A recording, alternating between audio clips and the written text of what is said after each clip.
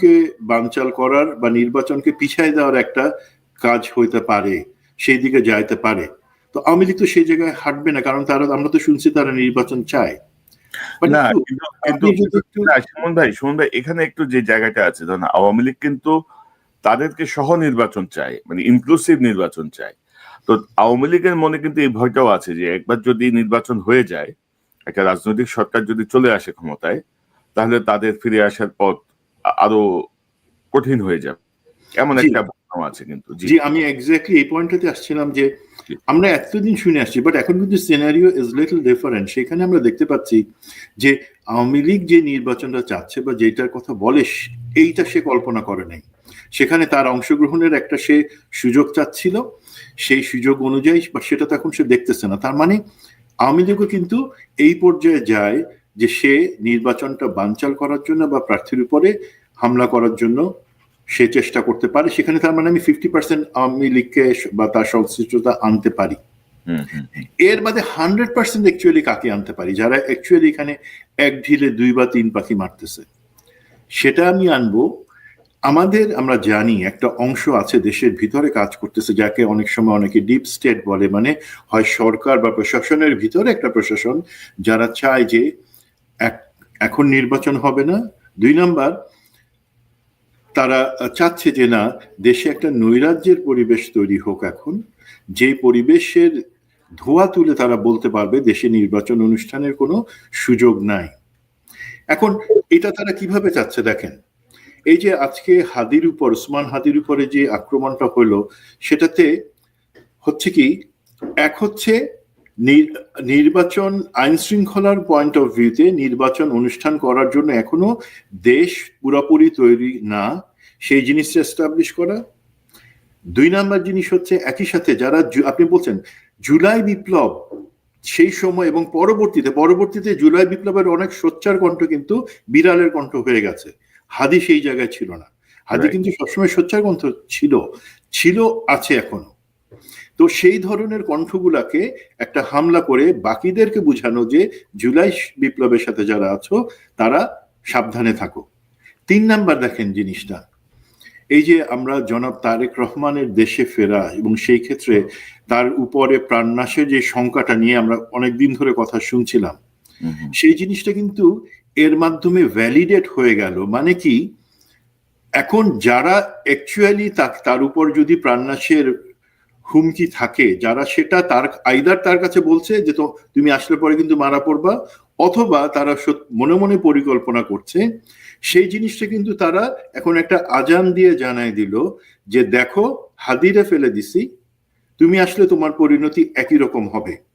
তো এটা যারা করতে চাচ্ছে, আপনারা জানেন একটা আমাদের ধারণা আছে যে ডিপ স্টেট তাদের করার সম্ভাবনা আছে এবং এই ক্ষেত্রে তারা এই 3টা গোল অ্যাচিভ করার চেষ্টা করছে, সেটা হচ্ছে আমার ধারণা।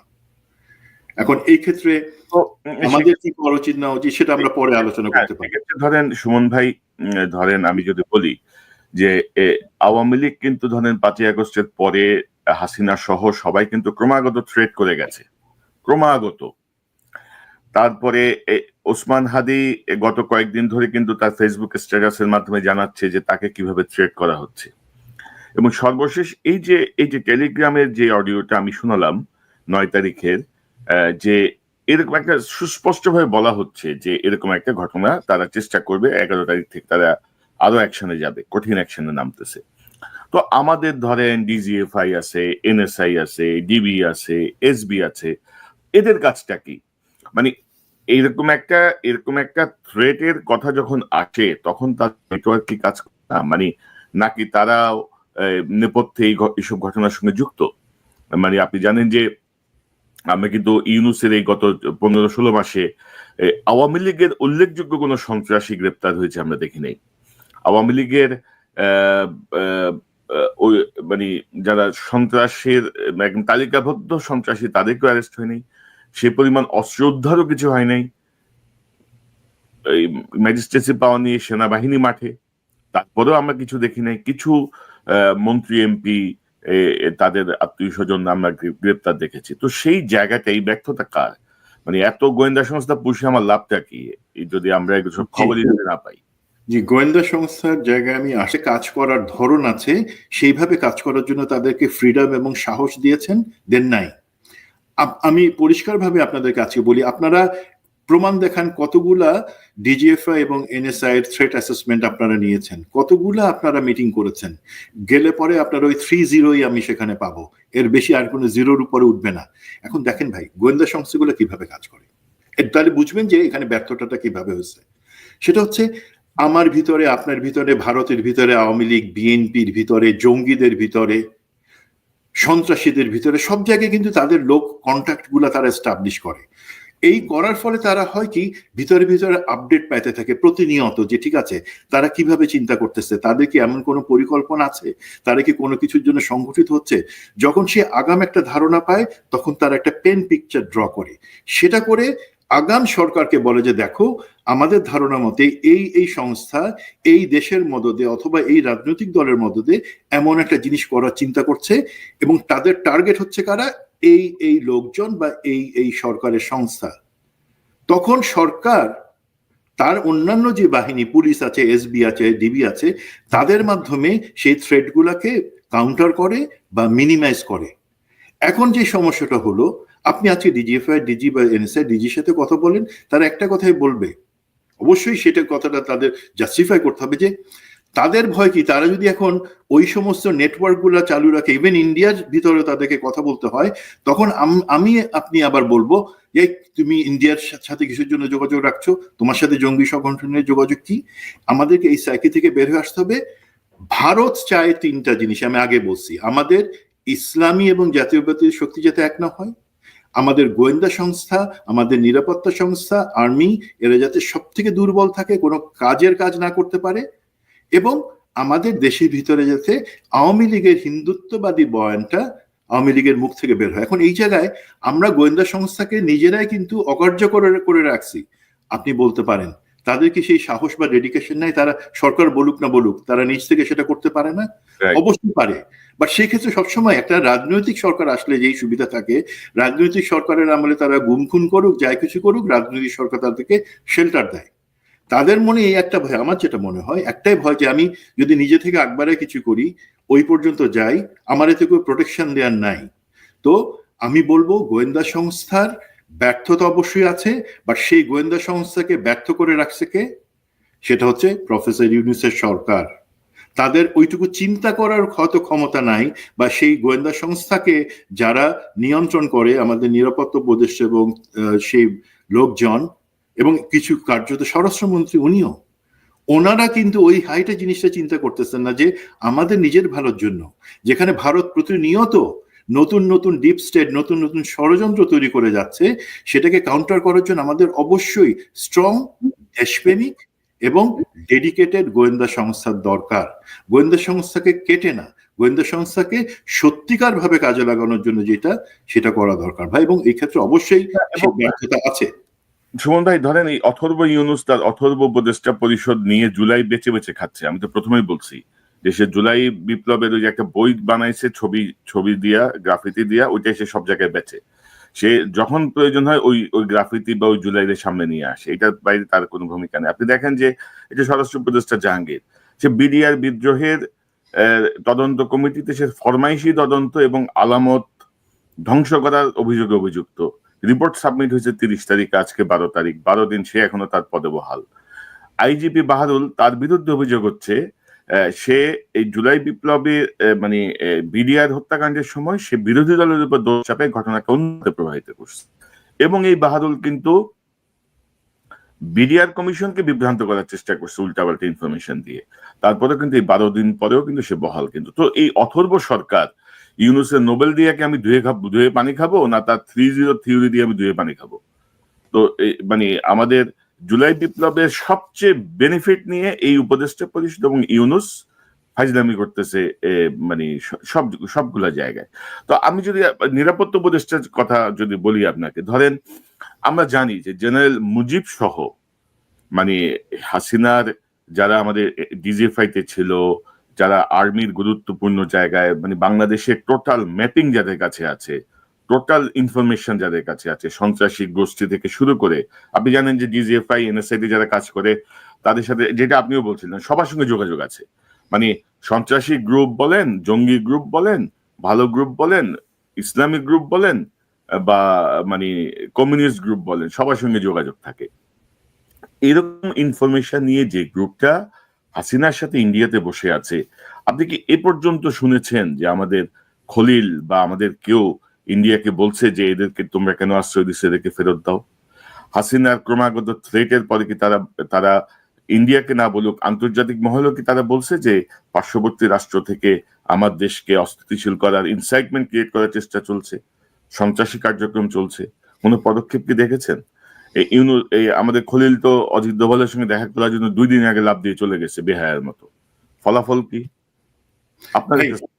এখানে আমি যে জিনিসটা বলি, আপনি বলে ফেলছেন অলমোস্ট পুরাটা। এখানে আমি শুধু বলবো টেকনিক্যাল দিক থেকে দেখেন, ভারত সবসময় একটা বলার চেষ্টা করতেছে যে ইভেন যদি কেউ সাজাপ্রাপ্ত হয় বা কারো বিরুদ্ধে মামলা তদন্তাধীন থাকে, সে অবস্থায় সে তাকে মানে যদিও এক্সট্রাডিশন চুক্তি আছে, মানে বন্দি বিনিময় চুক্তি আছে, সেটার তারা দিতে পারবে না যদি সেটা রাজনৈতিক উদ্দেশ্য প্রণোদিত হয়। সেটা তারা দেয় না, বা পৃথিবীর অনেক দেশই দেয় না। এখন দেখেন আমাদের স্ট্র্যাটেজিটা কি হওয়া উচিত ভাই? ওনারা যাদের কথা বলতেছেন আমাদের সরকারের, ওনারা এত উঁচু মাপের মানুষ, আমার মতো ছোট মানুষ ওনাদেরকে স্ট্র্যাটেজি শিখাইতে যাব না। বাট সাধারণ আমার মতো মানুষও যদি এটা বুঝে, আপনারা কেন বুঝছেন না? একটা হচ্ছে হাসিনা হইল গিয়া পচা রদ্দি মাল, ওকে ফেরত আনার থেকে ইম্পর্টেন্ট হচ্ছে আপনি যেটা বললেন, যাদের কাছে এমন তারা বিরোধী দল, আমাদের গোয়েন্দা সংস্থার ভিতরে রাষ্ট্রের নিরাপত্তা সম্পর্কিত অনেক সেন্সিটিভ ইনফরমেশন ওনাদের কাছে আছে, যেটা গত 15 বছর কি গত 54 বছরও অনেক চেষ্টা করেও বের করতে পারে নাই। সেই ইনফরমেশন তাদের কাছে আছে, কারা কোথায় অপারেট করছে। এগুলা আপনার তো সেফ সিকিউর করা দরকার। এবং আপনি সরাসরি ভারতকে বলতে পারেন বা ইন্টারন্যাশনাল কমিউনিটি, আমার হাসিনা দরকার নেই, তোমরা যদি মনে করো তার সাজা উদ্দেশ্য রাজনৈতিক উদ্দেশ্য প্রণোদিত, রেখে দাও, সে ভাত তাক খাক, আরো মোটা হোক, নো প্রবলেম। বাট যারা আছে বিভিন্ন বাহিনীর বা অন্য সংস্থার, যারা রাজনৈতিক কোনো পরিচয় নাই, তুমি তাদেরকে ফেরত দিতে বাধ্য। বিকজ সে শুধুমাত্র যে তার নামে মামলা চলতেছে তা না, সে একজন পলাতক, যার পাসপোর্ট নাই।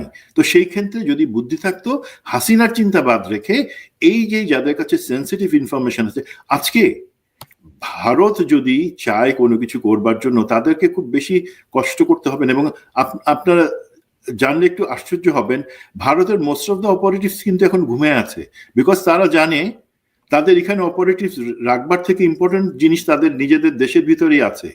সেই ইনফরমেশন, সেই নলেজ, সেই অ্যাসেট তাদের কাছ থেকে তারা সবকিছু নিচ্ছে। এবং তাদের পক্ষে আমাদের যে কোনো, আমাদের সরকার প্রধান থেকে শুরু করে একজন যে রিক্সা চালায় জীবিকা নির্বাহ করে, তাকে পর্যন্ত তারা যদি হিট করতে চায়, সেটা তাদের কাছে এখন অনেক বেশি সহজ ভারতের পক্ষে।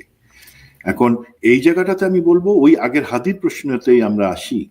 দেখেন এত মানে কি প্ল্যানটা আমরা যতটুকু বুঝতে পারছি, এই যে ফয়সালের কথা আমরা, এই যে 2জন যারা ঘাতক ছিল তাদের একজনের কথা বলা হচ্ছে, এখনো পুলিশ কনফার্ম করে নাই। সেই ফয়সাল কিন্তু গত বছরে আটক হয়েছিল অস্ত্রসহ, 2টা অস্ত্রসহ, তা সে তো জামিনে আছে। সে এই টোটাল বিষয়টা নিয়ে। এবং ধরেন আরেকটা বিষয় যেটা বলতে চাচ্ছিলাম, ধরেন জেনারেল মুজিব থেকে শুরু করে আমাদের যে পুলিশের এসবি যে মনিরুল, এরা তো ইন্ডিয়াতে, এরা কিন্তু আদৌ বরখাস্ত হয়েছে কিনা সেটাও আমরা জানি না। আর বরখাস্ত হইলেও তো ধরেন একটা দেশের আর্মি বা পুলিশের, বিশেষত আর্মির একটা অফিসার এলপিআর এ অবসর নেওয়ার পরেও 3 বছর পর্যন্ত সে আর্মির আইনের আওতায় থাকে।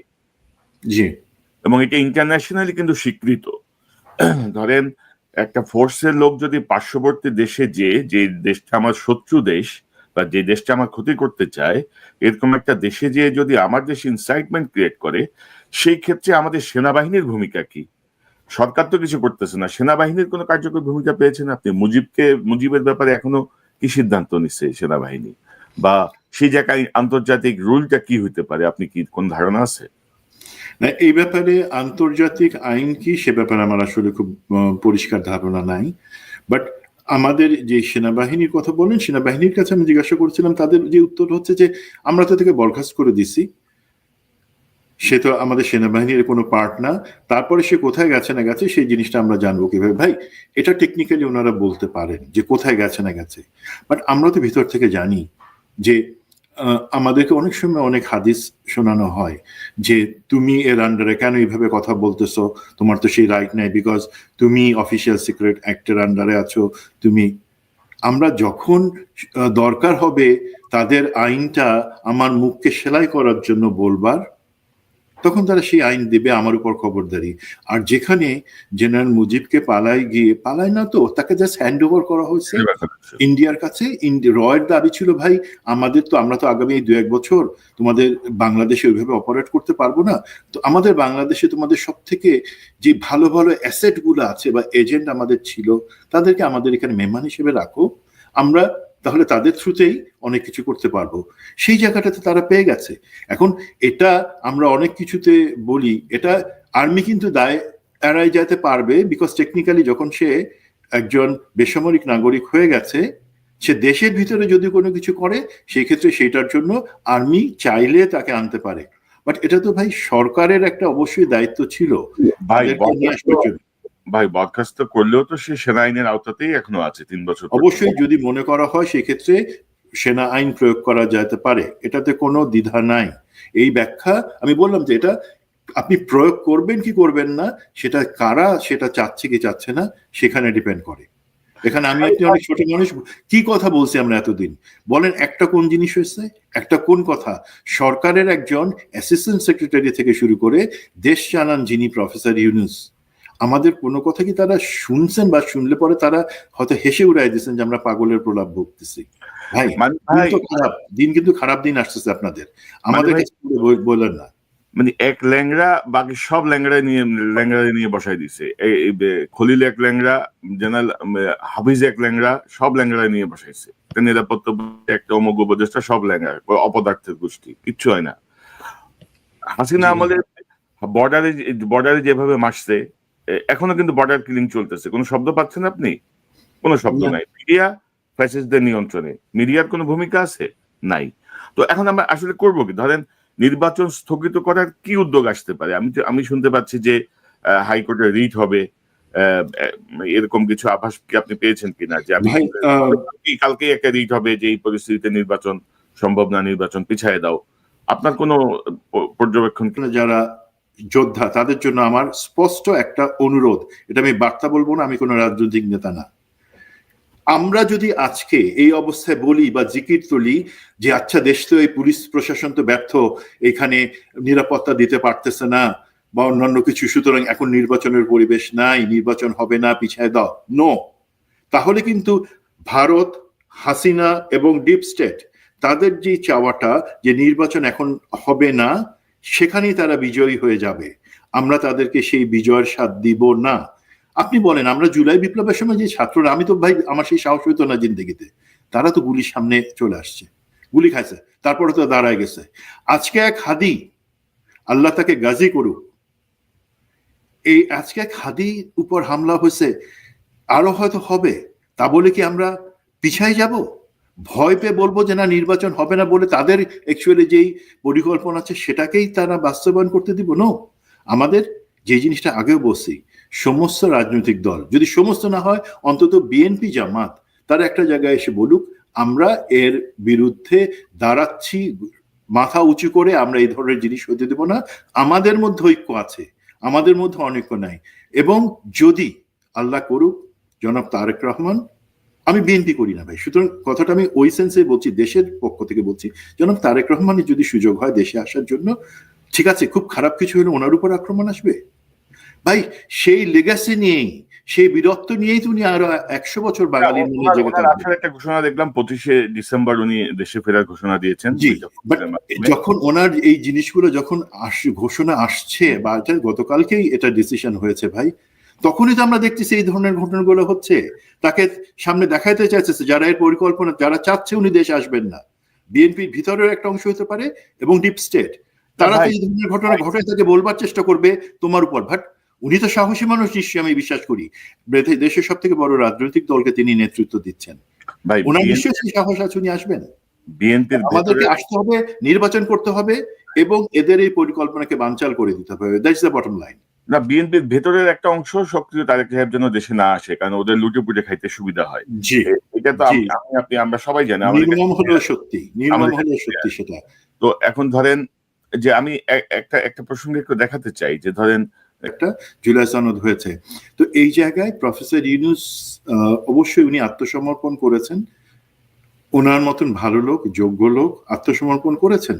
এটা আমাদের জন্য শুধু লজ্জার ব্যাপার না, আমাদের ভবিষ্যতের জন্য সেটা একটা অশনি সংকেত। এবং এই জায়গায় আমি অবশ্যই মনে করব যে আমরা কাকে বিশ্বাস করব বিশ্বাস করব না, আপনি আমি যদি অ্যালাউ করেন একটা জিনিস, এটা আমার মতামত, সরি আপনার না, আপনার অনুষ্ঠানে এসে আমি বলছি, জনাব তারেক রহমান গত 3 দিন আগে সেনাবাহিনীর অবসরপ্রাপ্ত কর্মকর্তাদের একটা অনুষ্ঠানে উনি বক্তব্য রেখেছেন, এবং সেখানে সব থেকে অ্যাপ্রিসিয়েট করার জিনিস যেটা হচ্ছে, উনি সেখানে একজন রিটায়ার্ড মেজর জেনারেল, যিনি একসময় ডিজি এসএসএফ আমাদের স্পেশাল তার ডিজি ছিলেন, তার কাছে কোনো একটা কারণে একটু বলেছেন যে দুর্ব্যবহারের কারণে উনি ক্ষমা চেয়ে নিচ্ছেন।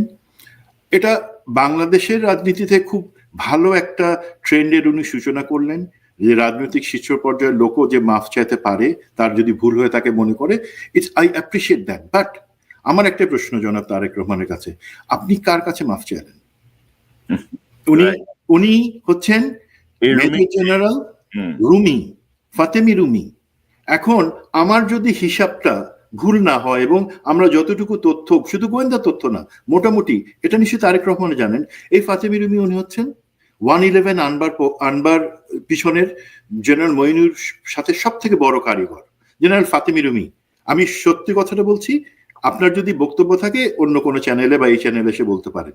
দেন আমাদের বড় যেটা 111 আনলেন, যেখানে উনি বেগম জিয়া ঠিক বুঝতে পেরেছিলেন যে কোথায় ষড়যন্ত্র হচ্ছে, বাট জেনারেল ফাতেমি রুমি উনি ডিজিএসএসএফ, বেগম জিয়ার সব থেকে কাছের লোক, উনি বললেন যে না না এমন কিছু না, মইনু থাকবে, কোনো কুটু কিছু হবে না, 111 হবে না, সে একটা চাল উনি চালেন। দেন 111 এর পরে যখন জেনারেল মইনু আহমেদ ভারতে গিয়ে ঘোড়া মইন হিসেবে পরিচিত হয়ে ফেরত আসলেন, তার আগে ছিলেন general chief of army staff, respected man, but উনি হয়ে গেলেন ঘোড়া মইন। সাথে কে নিলেন? একমাত্র মিলিটারি পার্সন হিসেবে ডিজিএসএসএফ গেল ওনার সফর সঙ্গী হয়ে 2008 সালের ফেব্রুয়ারিতে। ভাই ডিজিএসএসএফ প্রোটোকল হিসেবে প্রেসিডেন্ট বা প্রাইম মিনিস্টার ছাড়া অন্য কারোর সাথে ভিজিটে যাইতে পারে না। উনি জেনারেল মইনের সাথে কেন গেলেন? বিকজ ভারত বলছিল ভাই এই যে লোকটা আছে যে আমাদেরকে 111 আনবার ক্ষেত্রে হেল্প করছে, সেই জেনারেল রুমিকেও তুমি সাথে নিয়ে আসো, জেনারেল মইন। এবং জেনারেল রুমি আগেও কিন্তু বিএনপির শাসনামলের প্রথমে উনি কিন্তু 5 বছর উনি চাকরি করেছেন এসএসএফ লেফটেন্যান্ট কর্নেল হিসেবে, পরবর্তীতে উনি ডিজি হিসেবে পরের দ্বিতীয় টেনিয়রে ছিলেন। তো বিএনপির কোথায় কি আছে, নেতৃত্বের দুর্বলতা কোথায়, সক্ষমতা কোথায়, সেই জিনিসগুলো ভারতের কাছে বুঝাই বলার জন্য জেনারেল রুমির মতন একজন লোকের থেকে আর কে পারফেক্ট হতে পারে? এই দুইটা কারণে যে 111 আনছে এবং পরবর্তীতে জেনারেল মইনের সাথে ভারত ভিজিট করে পরবর্তী 15 বছর আমাদেরকে নিষ্পেষিত করা হচ্ছে, হত্যা খুনের একটা শাসনের মধ্যে আমাদেরকে ঠেলে দেওয়া হয়েছে। সেখানে যিনি ইনভলভ সেই জেনারেল রুমির কাছে আপনি কেন ক্ষমা চাবেন? আপনি ক্ষমা চান জনগণের কাছে অন্য যে কোনো ব্যাপারে, বাট জেনারেল রুমি আমার হিসেবে ক্ষমা চাবার মতন কোনো লোক না। সরি, আমি আপনাকে হয়তো উপদেশ দিয়ে দিলাম, আমাদের এক্সপেকটেশন, প্লিজ লোক চিনতে আপনারা আমাদের থেকে ভালো হওয়া উচিত। সুমন ভাই, রাজনীতিবিদদের এই যে হিউমিলিটি, এটা খুব ভালো, মানে এটা একটা এক্সাম্পল উনি শুরু করতে চাচ্ছেন বা শুরু করলেন। এটা উনি আগেও দেখিয়েছেন যে 2001 সালে বিএনপি যখন ক্ষমতায়, তিনি কিন্তু ওনার একটা যাত্রা পথে যে শেখ মুজিবের কবর জিয়ারত করে আসছেন, তিনি একটা নতুন ধারা আনতে চাইছিলেন। কিন্তু ধরেন ওনার পরামর্শক কারা? এই রুমি সম্পর্কে আমি আপনি যতটুকু জানি, তারেক সাহেবের যিনি পরামর্শ দিচ্ছেন তিনি জানেন না। পরামর্শকরাই কিন্তু রাজনীতিবিদদেরকে ডোবায়। কারণ সেই পরামর্শকদের কথা বলতে গেলে আমার তো মাথায় আগুন জ্বলে যাবে। হ্যাঁ, আচ্ছা, এটা নিয়ে আমরা আরো বিস্তারিত আলোচনা করব। কারণ এটা আমি নিজে খুব হতভম্ব হয়েছি যে আপনি রুমির কাছে কেন মাপছেন? Who is Rumi? একটা ক্রিমিনাল কালপ্রিটের কাছে কেন আপনি সরি বলতে যাবেন? কিসের সরি? কেন সরি? ওই যে ব্যাখ্যা কি, ওই ঘটনাটা ব্যাখ্যা করেন, তারপরে আপনি বলেন সেই সময়। আপনি আজকে যে কথাটা বললেন একটা অফিসিয়াল ইয়েতে যে এই ঘটনা, তো আপনার নামে বিভিন্ন সময় বিভিন্ন সময় বিভিন্ন আওয়ামী লীগ যে বয়ানগুলো ছাড়তেছে, বাজারে ছাড়ছে গত 17 বছরে, আপনি কি প্রকারান্তরে সেটা স্বীকার করে নিলেন না যে আপনার চরিত্রে এই দুর্বলতা আছে? এগুলা ভালো দিক, বাট আপনি তার সাথে আরেকবার কথা বলেন। প্রচার করে যে সেনাবাহিনী তারেক সাহেবের উপরে খুব ক্ষিপ্ত, তারেক সাহেব সবার সঙ্গে মিসবিহেভ করছেন, এটা সেটা অনেক কথা বলছেন। তো আপনি এই মানে আপনি তো প্রকারান্তরে সেটাকে এস্টাবলিশ করলেন, প্লাস আমি ব্যক্তিগতভাবে জানি জনাব তারেক রহমানের সাথে আমার 2বার কথা বলার সুযোগ হয়েছে।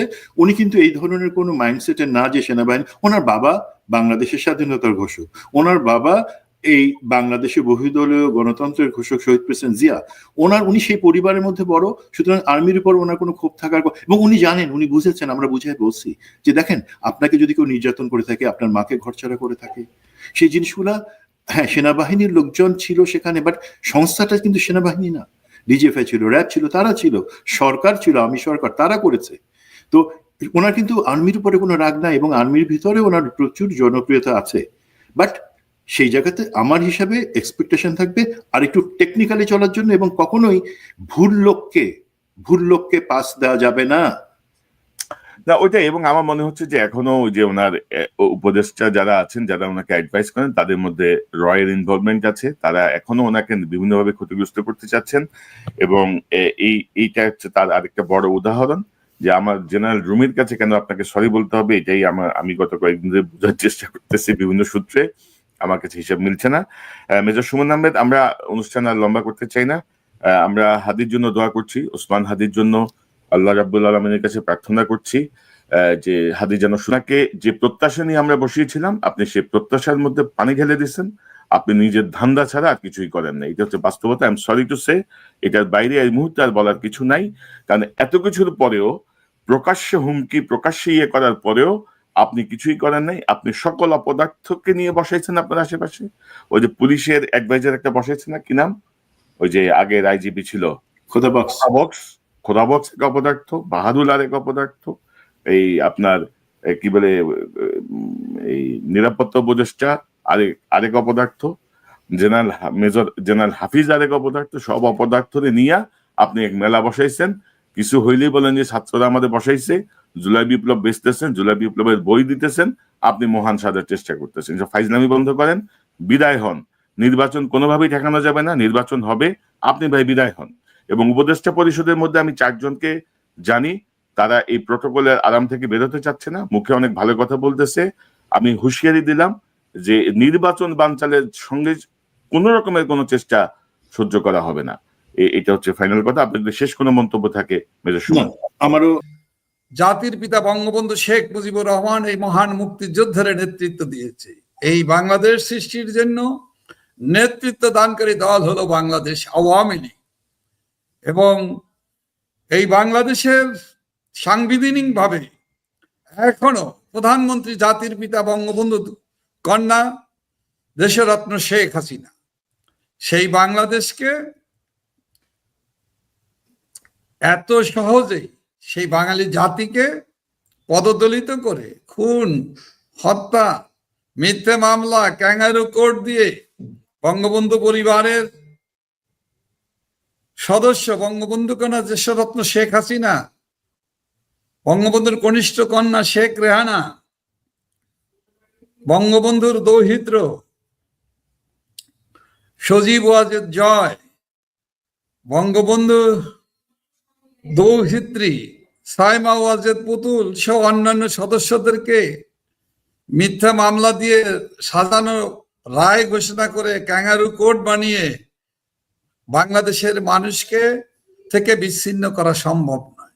যেহেতু আওয়ামী লীগকে বাংলাদেশের মানুষ থেকে বিচ্ছিন্ন করা সম্ভব হয়নি, যেহেতু বঙ্গবন্ধু কন্যাকে বিচ্ছিন্ন করা সম্ভব হয়নি, অপপ্রচার, মিথ্যাচার এবং মিথ্যে মামলার, অসাংবিধানিক মামলার রায় দিয়ে সর্বোচ্চ শাস্তি দেওয়ার পরও বাংলাদেশের মানুষের আস্থা, বিশ্বাস এবং জনপ্রিয়তায় দেশরত্ন শেখ হাসিনা এখনো সবচেয়ে জনপ্রিয় মানুষ, জনপ্রিয় ব্যক্তি, এবং বাংলাদেশের মানুষ বিশ্বাস করে দেশরত্ন শেখ হাসিনাই আমাদের নিরাপদ ঠিকানা, আমাদেরকে শান্তিতে এবং সুন্দরভাবে এই দেশ পরিচালনা করার মতো মানুষ হলো দেশরত্ন শেখ হাসিনা। তাকেই দরকার, তার কাছেই আমরা নিরাপদ বোধ করি। এবং যারা ষড়যন্ত্র করে বঙ্গবন্ধু কন্যাকে সরকার থেকে সরিয়ে দিয়েছে, যারা হত্যা করতে চেয়েছিল তাদের প্রতি মানুষের ঘৃণা বেড়েছে, তাদের প্রতি মানুষের অভিশাপ এখন আমরা প্রকাশ্যেই দেখতে পাই। সুতরাং বিজয়ের মাসে আমি বলতে চাচ্ছি, বঙ্গবন্ধু কন্যা দেশরত্ন শেখ হাসিনার নেতৃত্বে বীর বাঙালি জাতি, মুক্তিযুদ্ধের পক্ষের শক্তি, গণতান্ত্রিক শক্তি এবং দেশপ্রেমিক শক্তি, দেশপ্রেমিক বৃহত্তম জনগোষ্ঠী আবার আমরা ঘুরে দাঁড়াতে চাই, আমরা ঘুরে দাঁড়াবো এবং মুক্তিযুদ্ধের চেতনায় সমৃদ্ধ জাতির পিতার স্বপ্নের সোনার বাংলাদেশ আমরা অবশ্যই অচিরেই আমরা গড়ে তুলতে সক্ষম হব বলে দৃঢ়ভাবে বিশ্বাস করি।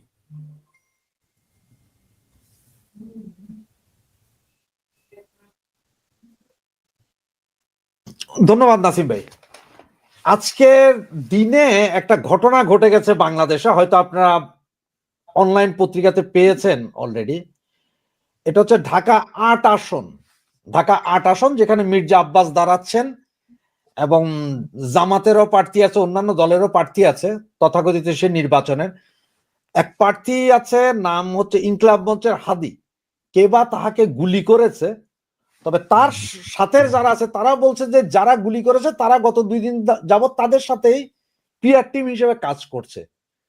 কিন্তু আবার ওরাই বলতে চাচ্ছে যে এইটা আওয়ামী লীগ বা এই কাজ করেছে, দোষটা আওয়ামী লীগের ঘাড়ে বা এর ঘাড়ে চাপাচ্ছে।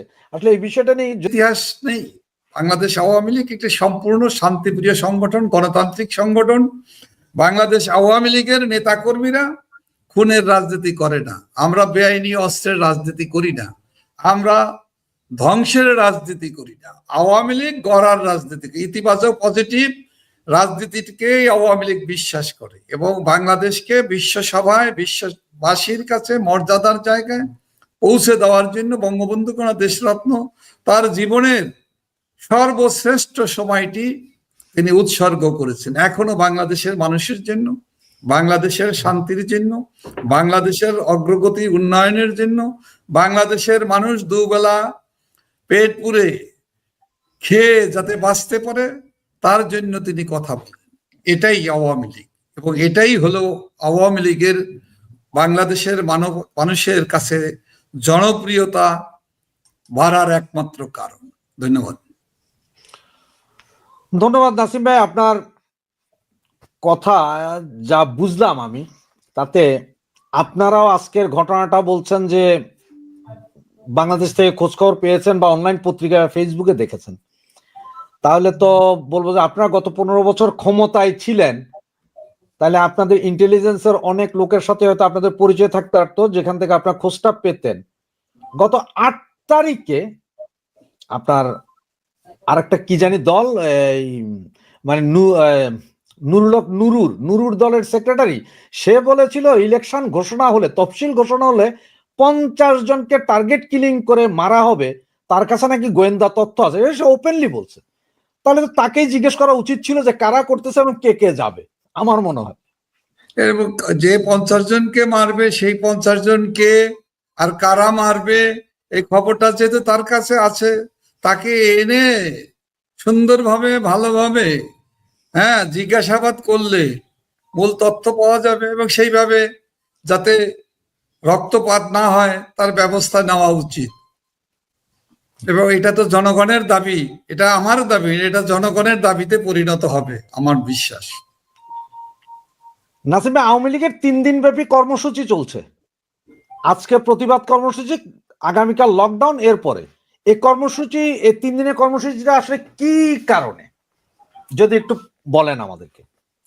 দেখেন, গণতান্ত্রিক দল হিসাবে আমরা শান্তিপূর্ণ আন্দোলনের কর্মসূচি ঘোষণা, দেশে তো একটা স্থিতিশীল গণতান্ত্রিক এবং আইন শৃঙ্খলা উন্নয়ন করে আইনের শাসন, বাক স্বাধীনতা ফিরিয়ে দেওয়া এবং মানুষের কথা বলার অধিকার, বিচার বিভাগের যে দায়িত্ব, সঠিকভাবে বিচার বিভাগকে সে দায়িত্ব পালনের জন্য সুযোগ দিতে হবে। এটা সুযোগ না, এটা দায়িত্ব। বিচার বিভাগকেও আজকে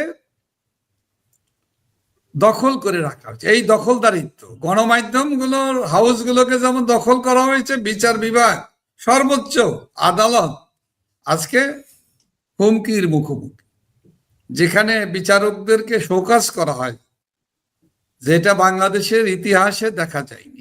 এরকম একটা অবস্থার ভিতরে বাংলাদেশে মানুষের সমস্ত সম্ভাবনা, স্বপ্নকে যেখানে ধ্বংস করে দেওয়া হয়, সেই জায়গায় এই ধরনের অপকর্মকারীদেরকে, যারা আজকের বাংলাদেশে যে সমস্ত সম্ভাবনাকে ধ্বংস করে দেওয়া হচ্ছে, সেই জায়গায় দাঁড়িয়ে আমরা মনে করি বাংলাদেশের মানুষের আকাঙ্ক্ষাকে, বাংলাদেশের মানুষের ইচ্ছা শক্তির বিপক্ষে দাঁড়িয়ে কোন শক্তি বাংলাদেশের মানুষের স্বপ্নকে, বাংলাদেশের মানুষের আকাঙ্ক্ষা, স্বপ্ন, মুক্তিযুদ্ধের চেতনা এবং সকল মানুষের প্রতি যে কথা বলার যে অধিকার, সেই অধিকারকে খর্ব করার জন্য, একটি গোষ্ঠীকে রাষ্ট্রীয় ক্ষমতায় বসানোর জন্য যারা স্বাধীনতা বিরোধী, যারা যুদ্ধ অপরাধী, যারা রাজাকার, তাদেরকে ক্ষমতায় বসানোর যে নাটক হচ্ছে, সেই নাটকের বিপক্ষে বাংলাদেশের মানুষকে আমরা শান্তিপূর্ণ আন্দোলনের ঘোষণা করেছি। আমরা প্রতিবাদের কথা, বিক্ষোভ মিছিলের কথা বলেছি, আমরা মশাল মিছিল করেছি, আমরা লকডাউন কর্মসূচি দিয়েছি, এটা সবকিছু শান্তিপূর্ণ। এটা মানে হলো যে এখনো সময় আছে। আমরা আওয়ামী লীগ একটি নির্বাচনী দল। আওয়ামী লীগ জন্ম থেকে এ পর্যন্ত 13টি নির্বাচনে অংশগ্রহণ করেছে এবং তার 9টিতে আওয়ামী লীগ বিজয়ী হয়েছে। আওয়ামী লীগ নির্বাচনে অংশগ্রহণ করে না এরকম ইতিহাস নেই। মাত্র 2বার নির্বাচনে আওয়ামী লীগ অংশগ্রহণ করেনি। সেই দুটি নির্বাচনে যারা বিজয়ী হয়ে হয়, জোর করে, জুলুম করে, সামান্য ভোটের উপস্থিতিতে যারা রাষ্ট্র ক্ষমতা দখল করেছিল, বসেছিল, তারা কিন্তু টিকতে পারেনি। তারা পদত্যাগ করতে গণ আন্দোলনের কাছে, জনগণের চাপের কাছে তারা বাধ্য হয়েছে। সেই বিবেচনায় আমরা মনে করি এখনো সময় আছে, এখনো সবকিছু শেষ হয়ে যায়নি, এখনো সম্ভাবনা আছে। এই নির্বাচনে একটি অন্তর্ভুক্তিমূলক, অংশগ্রহণমূলক এবং অবাধ সুষ্ঠু নির্বাচনের পরিবেশ সৃষ্টি করে একটি দল নিরপেক্ষ সরকারের কাছে ক্ষমতা হস্তান্তর করে একটি নির্বাচন কমিশনকে, স্বাধীন নির্বাচন কমিশনকে সকলের মতামতের ভিত্তিতে গঠন করে নির্বাচনের আয়োজন করা দরকার। এটা খুবই জরুরি এবং সেটা করার সুযোগ এখনো আছে বলে আমরা মনে করি। সেই সুযোগকে কাজে লাগাতে হবে। আমরা মনে করি আওয়ামী লীগ একটি রাজনৈতিক দল, শান্তিপ্রিয় রাজনৈতিক দল। আমরা খুন খারাপির রাজনীতি করি না, আমরা রক্তপাতের রাজনীতি করি না। আমরা চাই না এক ফোঁটা মানুষের রক্ত বাংলার মাটিতে আর ঝরুক। এটা আমাদের নেত্রী বঙ্গবন্ধু কন্যা দেশরত্ন শেখ হাসিনা, উনি একজন মানবতাবাদী মানুষ, উনি একজন দেশপ্রেমিক নেতা। তিনি শুধু বাংলাদেশের রাষ্ট্রনায়ক না, তিনি কিন্তু বিশ্বের নিপীড়িত, নির্যাতিত মানুষের নেতায় পরিণত হয়েছেন। উনি জাতির পিতার কন্যা, যেমন বলা হতো বিশ্বের নিপীড়িত, নির্যাতিত মানুষের নেতা ছিলেন, তেমনি তার কন্যাও কিন্তু একইভাবে জাতির পিতার অনুসারী তার কন্যা তার পিতার বঙ্গবন্ধুর অনুসরণ করেই কিন্তু বাংলাদেশকে, বাঙালি জাতিকে এগিয়ে নিয়ে যাচ্ছিল। সেই জায়গায় আমরা আগামীকালকের লকডাউন কর্মসূচি পালনের জন্য দেশবাসীর কাছে আমরা আহ্বান জানিয়েছি। আমরা বিশ্বাস করি বাংলাদেশের মানুষ বাংলাদেশের কল্যাণে, গণতন্ত্রের পুনরুদ্ধারের জন্য, অবৈধ দখলদারদের হাত থেকে মুক্তি পাওয়ার জন্য এই লকডাউন কর্মসূচিকে সফল করবেন এবং জনগণের সমর্থন, যেটা ইতিমধ্যেই গত 13ই নভেম্বর বাংলাদেশের মানুষ সমর্থন দিয়ে প্রমাণ করেছে, তাদের নৈতিক সমর্থন দিয়েছিল, সে একইভাবে আগামীতেও দিবে এবং আমরা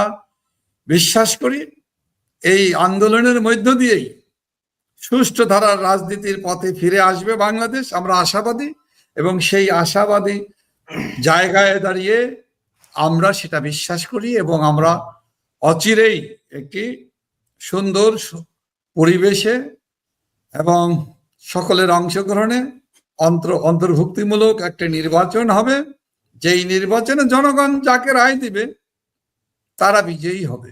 জনগণ যাকে রায় দিবে তারা বিজয়ী হবে, যাদের পক্ষে রায় যাবে না তারা বিজিত হবে। অবশ্যই আমরা জনগণের আমাদেরকে যদি আমাদের পক্ষে যদি জনগণ সমর্থন দেয়, তাহা সেক্ষেত্রে আমরা দেশ পরিচালনা করব। বঙ্গবন্ধু কন্যা দেশরত্ন শেখ হাসিনা সরকার পরিচালনা করবেন, প্রধানমন্ত্রী হবেন, দেশ পরিচালনা করবেন। যদি অন্য কোনো দল হয় তাদেরকে তারা দেশ পরিচালনা করবে, আমরা তাদের পাশে থেকে আমরা গঠনমূলক সমালোচনা করব। এটাই আমাদের ইচ্ছা। সুতরাং সবকিছু শেষ হয়ে যায়। আবার এর মানে যদি এরকমটা ভাবা হয় যে আওয়ামী লীগ কোনো কর্মসূচি দিচ্ছে না, নেতিয়ে গেছে, বসে গেছে, আর কিছু সম্ভাবনা নাই, এটা কিন্তু তাহলে কিন্তু বোকার স্বর্গে বসবাস করা।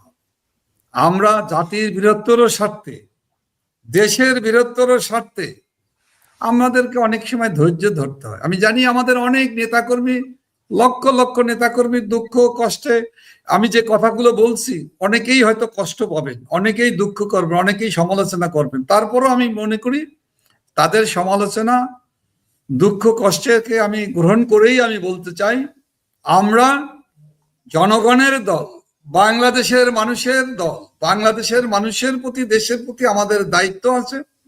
আমরা শান্তি সম্প্রীতির সাথেই আমরা ঘুরে দাঁড়াতে চাই আমাদের নেত্রী দেশরত্ন শেখ হাসিনার নেতৃত্বে। আমরা নির্বাচনে অংশগ্রহণ করতে চাই। আমরা অবাধ, সুষ্ঠু, নিরপেক্ষ নির্বাচন হোক। দেশরত্ন শেখ হাসিনা সহ আমাদের যে সকল নেতৃবৃন্দকে মিথ্যা মামলায় রায় দেওয়া হয়েছে, অসংখ্য নেতাকর্মীরা কারাগারে আছে, অসংখ্য লক্ষ লক্ষ নেতাকর্মী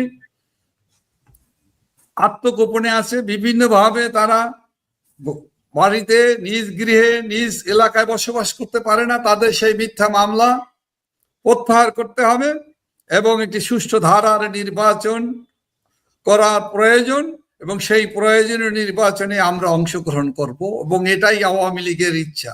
এবং আওয়ামী লীগের প্রতি বাংলাদেশের মানুষের যে বিশ্বাস আছে, যে আস্থা আছে, আমরা মনে করি বাংলাদেশের মানুষ সেই নির্বাচন ভোট কেন্দ্রে আসবে এবং আওয়ামী লীগকে ভোট দিয়ে আমাদের প্রাণপ্রিয় নেত্রী বঙ্গবন্ধু কন্যা দেশরত্ন শেখ হাসিনাকে প্রধানমন্ত্রী হিসাবে নির্বাচিত করবে। সুতরাং আমরা ধৈর্য ধরে আমরা বর্তমান পরিস্থিতিকে মোকাবেলা করে জনগণকে সাথে নিয়ে, জনগণের জনস্বার্থে দেশপ্রেমিক দল হিসাবে আওয়ামী লীগ দেশরত্ন শেখ হাসিনার নেতৃত্বে আমরা ঐক্যবদ্ধ আছি, ঐক্যবদ্ধ থাকব, এবং ঐক্যবদ্ধ প্রয়োজন, ঐক্যবদ্ধ প্রতিরোধ, প্রতিবাদ আমরা করব। কিন্তু আমরা সেই লক্ষ্যে আগামী দিনে অবশ্যই প্রয়োজনীয় কর্মসূচি, যুগোপযোগী কর্মসূচি, বাস্তব ভিত্তিক কর্মসূচি বাংলাদেশ আওয়ামী লীগের পক্ষ থেকে যথাসময়ে আমরা ঘোষণা করব ইনশাল্লাহ। ধন্যবাদ নাসিম ভাই। আমি একটা কমেন্টস পড়ি। ফারহানা আফরোজ রুনা, উনি লিখেছেন 5ই আগস্টের পর অসংখ্য হত্যা, ধর্ষণ, গুম, অগ্নিসংযোগ, লুটপাট, চাঁদাবাজির ঘটনাগুলো যখন চলছে অদ্যাবধি পর্যন্ত, সেগুলো নিয়ে মিডিয়া, বুদ্ধিজীবী, সুশীল সমাজ, রাজনৈতিক কোনো দল, নেতা না কেউ কোনো প্রতিবাদ করলো না। অথচ আজকে একজন আত্মস্বীকৃত জঙ্গির জন্য পাকিবিজদের দরদ যেন উতলে পড়েছে। এ ধরনের অনেকগুলো কমেন্টস আছে আসলে এখানে। তবে নাসিম ভাই, আমি আপনাকে যে প্রশ্নটা আশা করছিলাম ওই প্রশ্নটার সঠিক উত্তর আমি পাই নাই। আবার প্রশ্ন করেন, আমি দেই, চেষ্টা করি। আমি বললাম যে এই 3 দিনের যে আন্দোলন কর্মসূচি, এটা কি নিয়ে, কি কারণে এই 3 দিনের আন্দোলন, স্পেসিফিক্যালি 2 ওয়ার্ডে এটা জানতে চাই আমি। ধন্যবাদ। বিষয়টা হলো 3 দিনের যে কর্মসূচি, নির্বাচনী তফসিলকে আমরা প্রত্যাখ্যান করেছি। তার প্রতি বাংলাদেশের জনগণকে, জনগণের যে সমর্থন আছে সেইটাকে আমরা, আমি বুঝছি নির্বাচনী তফসিল, কত নাম্বার নির্বাচনী তফসিল? কততম নির্বাচন এটা? এটা 13তম নির্বাচনের কথা বলা হয়েছে। তাহলে আসেন এবার নাসিম ভাই আমাকে একটু জবাব দেন তাইলে এখন। দশম, 11, একাদশ মনে হয় না, দশমের পরে 10-এর পরে একাদশ বলে নাকি? একাদশ মানে দশম, একাদশ এবং দ্বাদশ নির্বাচন, এই তিনটা নির্বাচন তো আওয়ামী লীগ সরকার করেছিল না, আওয়ামী লীগ সরকারের যে শাসন আমলে নির্বাচন কমিশন করেছিল। না না, ওইটাই আমি বলছি হয়তো। তাহলে দশম, একাদশ এবং দ্বাদশ এই তিনটা নির্বাচন তো অবৈধ নির্বাচন। এই নির্বাচন তো অবৈধ ঘোষণা, অবৈধ বলতেছে যে এই নির্বাচন হয়নি, এই নির্বাচন না, অবৈধ। তাহলে এই যে ত্রয়োদশ যেটা বলতেছে, তার মানে কি দশম, একাদশ এবং দ্বাদশ মাইনা নিলেন ওনারা? এটাই তো সাংবিধানিক ভাবে এটা তো মেনে নিতেই হবে, মেনে নিয়েছেন এরা। এটা তো নির্বাচন হয়েছে,